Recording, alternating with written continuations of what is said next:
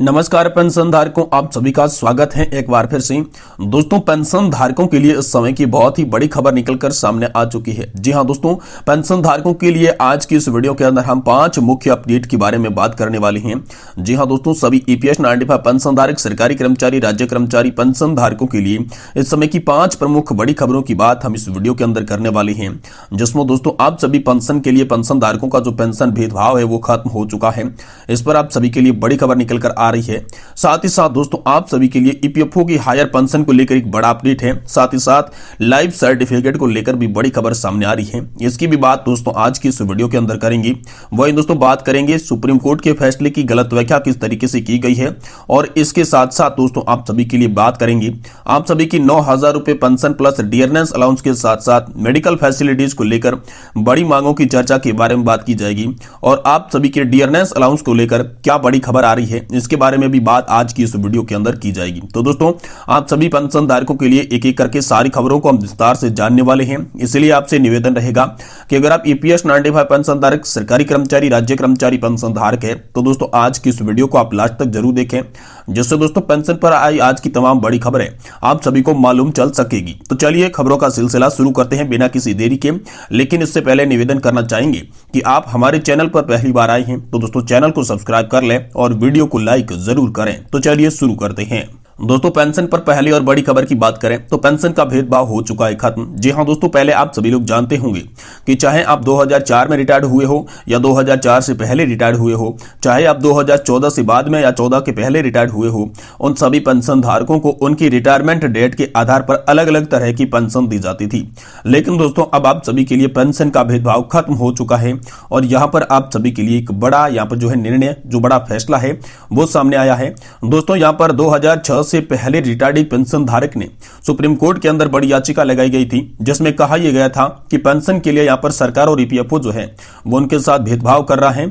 Retirement की as के आधार पर उन्हें दोस्तों अलग अलग तरीके के लाभ यहां पर पेंशन को मिल रहे हैं। लेकिन यहां पर सभी पेंशन धारक संविधान के अनुसार सम्मान पेंशन पाने के हकदार होते हैं, तो आखिर हमें सम्मान पेंशन क्यों नहीं मिल रही है? इसको लेकर जब सुप्रीम कोर्ट के अंदर याचिका दायर की गई तो दोस्तों याचिका की सुनवाई करते हुए सुप्रीम कोर्ट के जज ने यह फैसला दिया कि सभी पेंशन धारक एक सम्मान वर्ग बनाती हैं, इसलिए सम्मान लाभ के हकदार हैं। चाहे आप 2006 के पहले रिटायर्ड पेंशन धारक हैं, चाहे आप 2006 के बाद के रिटायर्ड पेंशन धारक है, अब आप सभी को एक सम्मान पेंशन मिलेगी। पेंशन का भेदभाव आप सभी के लिए खत्म कर दिया जा चुका है। ये बड़ी खबर आप सभी के लिए हाल फिलहाल में निकलकर सामने आ चुकी है। वहीं दोस्तों ईपीएफओ की हायर पेंशन को लेकर एक बड़ी अपडेट है। ईपीएफओ की हायर पेंशन की लगातार मांग कर रही सभी कर्मचारी पेंशन धारकों के लिए गुड न्यूज है। जी हां दोस्तों, आप सभी लोग जानते होंगे जिन्होंने उच्च पेंशन का विकल्प सेलेक्ट किया था वो लगातार ये मांग कर रहे थे कि आखिर उच्च पेंशन का विकल्प सेलेक्ट करने के बाद हमने अपना कंट्रीब्यूशन भी बढ़ाया है, लेकिन अभी तक पेंशन हमारे खाते में बढ़कर क्यों नहीं आ रही है। तो दोस्तों इसको लेकर केंद्र सरकार ने एक अपडेट जारी किया है, जिसमें दोस्तों उन्होंने साफ कर दिया है कि अब आप सभी को कब से ये पेंशन का लाभ देखने को मिलेगा। जी हां दोस्तों, जारी सर्कुलर के साथ साथ जारी अपडेट में यह बताया गया है कि सभी पेंशन धारक जो कि हायर पेंशन या उच्च पेंशन का जिन्होंने भी विकल्प चुना था, उन सभी के खाते में जनवरी से ही उनका बढ़ा हुआ डीए के साथ साथ उनकी जो उच्च पेंशन का विकल्प चुनने वाले पेंशन धारकों की हायर पेंशन है वो जनवरी से ही उनके खाते में ट्रांसफर कर दी जाएगी। इसको लेकर एक बड़ी खबर सामने आ रही है। साथ ही साथ दोस्तों लाइफ सर्टिफिकेट की बात करें तो दोस्तों आप सभी जानते होंगे कि नवंबर माह में आप सभी को लाइफ सर्टिफिकेट जमा करवाना होता है। लेकिन दोस्तों यहां पर केंद्र सरकार के एक आदेश के अनुसार आप सभी के लिए 1 महीने का टाइम और बढ़ा दिया गया है, जिसके तहत ये कहा गया है कि अब आपको जीवन प्रमाण पत्र जमा करने के लिए इस महीने की लास्ट डेट तक छूट दी गई है। यानी कि दोस्तों आपको 1 जनवरी 2024 से पहले लाइफ सर्टिफिकेट जमा करवाना होगा, नहीं तो आपकी पेंशन भी बंद हो सकती है, आपकी पेंशन भी रुक सकती है। इसलिए आप सभी पेंशन धारकों के लिए बड़ी राहत, 1 माह की अवधि फिर से बढ़ा दी गई है लाइफ सर्टिफिकेट को लेकर। और दोस्तों आप लाइफ सर्टिफिकेट घर बैठे उमंग ऐप के माध्यम से जमा कर सकते हैं, या फिर दोस्तों किसी भी नजदीकी सेंटर पर जाकर जमा कर सकते हैं। वही दोस्तों सुप्रीम कोर्ट में एक निर्णय दिया था जिसमें पेंशन धारकों के हक में बताया जा रहा था, क्योंकि पेंशन धारकों को सम्मान जीवन जीने का हक है, इसलिए यहां पर सुप्रीम कोर्ट ने जो गलत निर्णय दिया था उसकी ईपीएफओ है और सरकार ने गलत व्याख्या की थी। तो इसको लेकर एक बड़ी अपडेट सामने आई है, जिसमें यह कहा गया है कि सुप्रीम कोर्ट के मामले पर जब हाईकोर्ट द्वारा यहां पर फैसले को पुनः खोला गया तो दोस्तों मद्रास हाईकोर्ट ने एक बड़ा फैसला जारी किया है। मद्रास हाईकोर्ट ने कहा कि 4 नवंबर 2022 की सुप्रीम कोर्ट के फैसले में ऐसा कहीं पर भी मेंशन नहीं किया गया है जिसके तहत पेंशन का भेदभाव किया जाना या फिर अलग अलग पेंशन मिलना हो।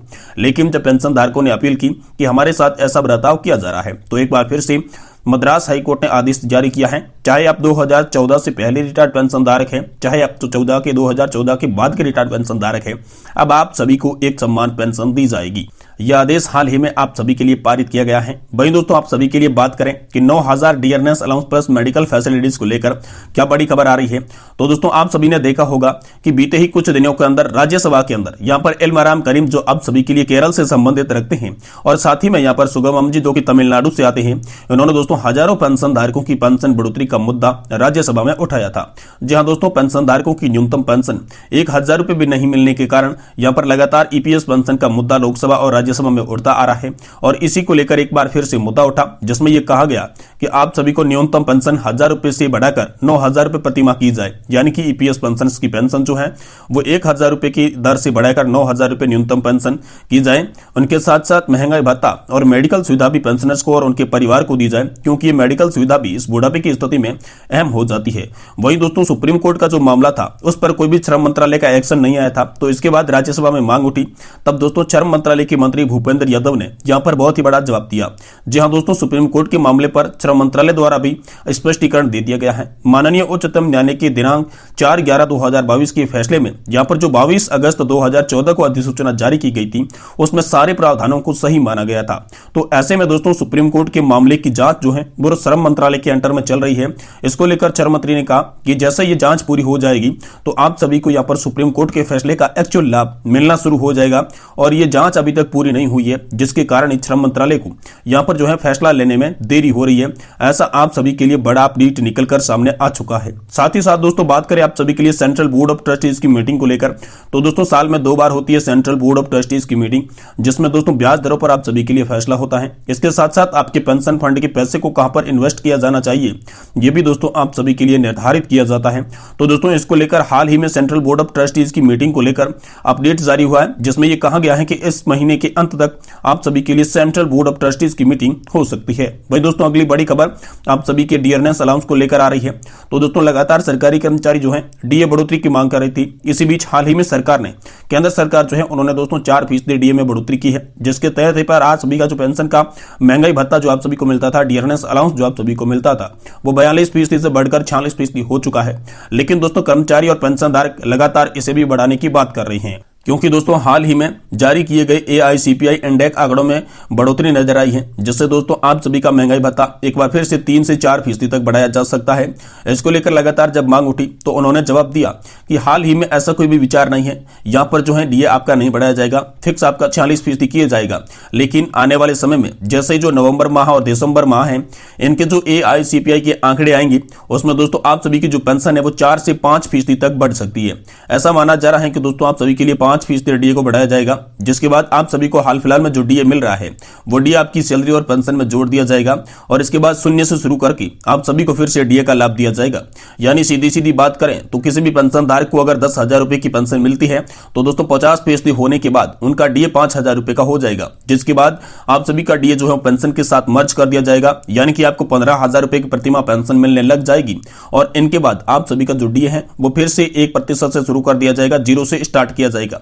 यानी कि दोस्तों 5% बढ़ा तो दोस्तों आपकी 15,000 रुपए की पेंशन के साथ साथ 1% का डीए भी आप सभी को मिलने लग जाएगा। ऐसी बड़ी खबर आप सभी के लिए सामने निकलकर आ चुकी है। हाल ही में श्रम मंत्री भूपेंद्र यादव ने जो दिल्ली के अंदर चल रही अनशन को समाप्त किया था, तब दोस्तों आश्वासन दिया था कि ईपीएस 95 पेंशन धारकों की तमाम मांगें पूरी की जाएगी, और इसको लेकर हाल ही में श्रम मंत्रालय द्वारा एक नोटिस जो है, एक प्रस्ताव जो है वो दोस्तों यहां पर वित्त मंत्रालय को भेज दिया गया है, जिस पर अभी वित्त मंत्री निर्मला सीतारमण की प्रक्रिया आना बाकी है, प्रतिक्रिया आना बाकी है।